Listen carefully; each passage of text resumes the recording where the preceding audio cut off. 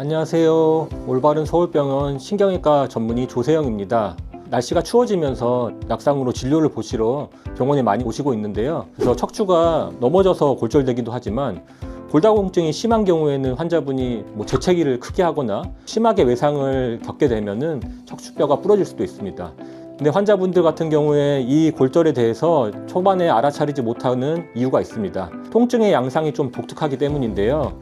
환자분들이 오시면은 가만히 있거나 좀 누워있으면 통증이 별로 크게 안 느껴지는데 움직이거나 자세를 바꾸면 증상이 심해진다고 하십니다. 이게 바로 척추골절의 시그니처 증상이라고 할 수 있습니다. 뼈 자체가 으스러져서 불안정하기 때문에 체중이 실리거나 몸통이 비틀리는 동작에서 뼈끼리 마찰을 일으키면서 극심한 통증을 유발하게 됩니다. 그래서 부모님께서 만약에 누웠다 일어날 때 많이 아프다 그렇게 하시면은 파스만 붙이지 마시고 바로 병원에 오셔서 진료를 보시는 게 좋을 것 같습니다. 환자분들이 병원에 오시면 기본적으로 엑스레이 검사를 합니다. 근데 엑스레이 검사 같은 경우는 뼈 모양을 보여주는 검사고요. 뼈가 납작하게 보이더라도 언제 다쳤는지, 어제 다쳤을 수도 있고요. 아니면 10년 전에 다쳤을 수도 있고요. 그래서 MRI 검사가 필수적인데요. 급성골절 같은 경우는 뼈 내부에서 출혈이 있고 부종이 생겨서 쉽게 말해서 뼈에 멍이 들어있기 때문에 하얗게 빛이 나거든요. 치료가 필요한 진짜 범인을 찾아내는데 MRI가 매우 중요한 검사라고 할 수 있습니다. 정확한 진단이 있어야 과잉 진료 없이 딱 맞는 치료 계획을 세울 수 있을 것 같습니다. 사진 하나 같이 보도록 하겠습니다. 이 환자분 같은 경우는 40대 젊은 환자분이셨고요. 낙상 이후에 지속적인 통증으로 본원에 내원하셨습니다. 엑스레이 상에서는 큰 골절이 보이지 않으셔서 보존적 치료를 하셨고, 그럼에도 불구하고 환자분이 계속 통증이 발생해서 MRI 촬영을 제가 권유를 드렸고, MRI 상에서는 요추 1번의 압박골절을 진단할 수 있었습니다. 처럼 엑스레이 상에서 보이지 않은 골절이 MRI에서 진단되는 경우가 있습니다.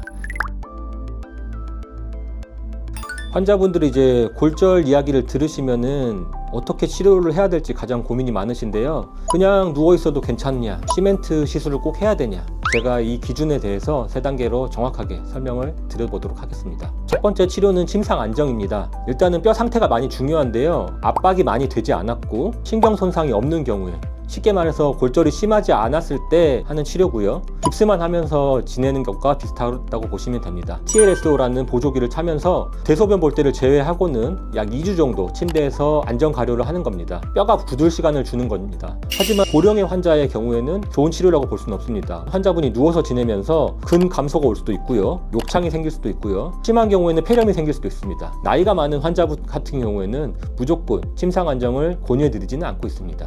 두 번째로 이제 가장 많이 시행하고 효과적인 척추체 성형술이 있습니다. 첫 번째 1단계 치료를 했는데 계속 통증이 여전할 경우에, 너무 심하게 뼈가 납작하게 이제 부러졌을 경우, 환자분이 너무 고령이시거나 골다공증이 많이 심한 경우에는 척추체 강화술을 조기에 시행하기도 합니다. 환자분들이 이제 뼈가 너무 많이 압박이 되면은 꼬부랑 할머니처럼 허리가 굽는 경우도 많이 있어서 척추체 강화술을 조기에 시행하기도 합니다. 이 척추체 성형술 강화술은 전신 마취를 하고 하시나요? 라고 많이 여쭤보시는데 그건 아닙니다. 국소 마취만 하고 엎드린 상태에서 10분에서 20분 정도면 간단하게 끝날 수 있습니다. 부러진 뼈 속에 바늘을 넣고요. 그 바늘 안쪽으로 의료용 시멘트를 치약처럼 넣어가지고 뼈 안을 딱딱하게 굳히는 그런 원리입니다. 최근에는 시멘트만 넣는 건 아니고 풍선으로 부풀려서 뼈 모양을 좀 만들어 준 다음에 그 안에 시멘트를 넣기도 하고요. 그래서 환자분들이 이걸 받으시면 통증이 많이 좋아지시는 분들도 있고요. 바로 다음 날에 퇴원하시는 경우도 많이 있어서 어르신들 같은 경우에는 침상 안정에 발생할 수 있는 합병증을 좀 예방하는데 좀 더 효과적인 치료라고 볼 수 있습니다. 첫 번째 환자분 보실게요. 환자분은 흉추 12번을 이미 진단받고 오신 환자분이십니다. 80대 환자분이시고요. 2주간의 침상 안정을 이미 하셨는데도 계속 허리가 아프시고 걷기가 힘드셔서 저희 병원에 내원을 하셨고요. MRI는 가지고 오셨는데 이미 흉추 12번에서 이렇게 골절선이 좀 보입니다. 보존적 치료에도 계속 환자분이 아프다고 하셔서 엑스레이를 찍었더니 또 척추 모양이 이미 약간 이렇게 압박이 된 게 보이죠. 이렇게 이제 모양이 좀 변해 있었고요. 그래서 환자분께 척추체 성형술을 하시는 게 좋을 것 같다라고 말씀을 드려서 시행을 하였습니다. 두 번째 환자분은 좀 안타까운 케이스였는데요. 이분도 낙상을 하셔서 저희 병원에 오셨는데 엑스레이 상에서는 골절선이 명확하진 않으셨습니다. 그래서 환자분께 MRI를 권유해 드렸는데 MRI를 거부하시고 다른 병원에 한의원이나 다른 병원에 가셔서 계속 보존적 치료를 하셨습니다. 근데 환자분이 한 달 동안 계속 치료를 받으셨음에도 불구하고 통증이 계속 지속돼서 저희 병원에 다시 내원을 하셨고요. 내원해서 다시 엑스레이를 찍어 보니까 요추 1번에서 골절이 이렇게 보입니다.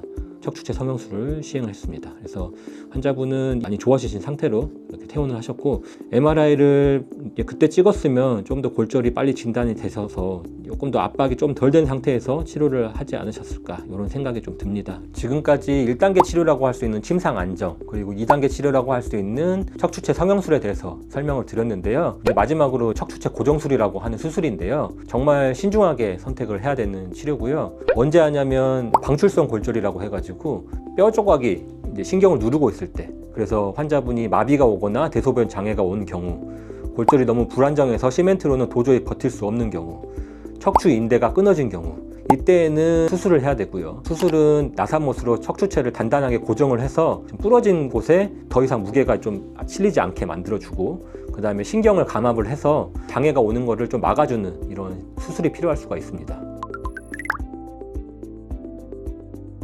척추체 압박골절 같은 경우에는 많이 흔한 질환이라고 볼 수도 있고요. 특히 겨울에 많이 발생을 합니다. 척추 골절 같은 경우에는 치료도 중요하지만 먼저 예방하는 게 많이 중요하다고 볼 수 있습니다. 외상 같은 경우에는 예측할 수가 없겠지만 골다공증 같은 경우에는 우리가 예측을 할 수가 있거든요. 그래서 65세 여성 그리고 75세 남성 같은 경우에는 1년에 한 번씩 건강검진으로 골다공증 검사를 할 수가 있습니다.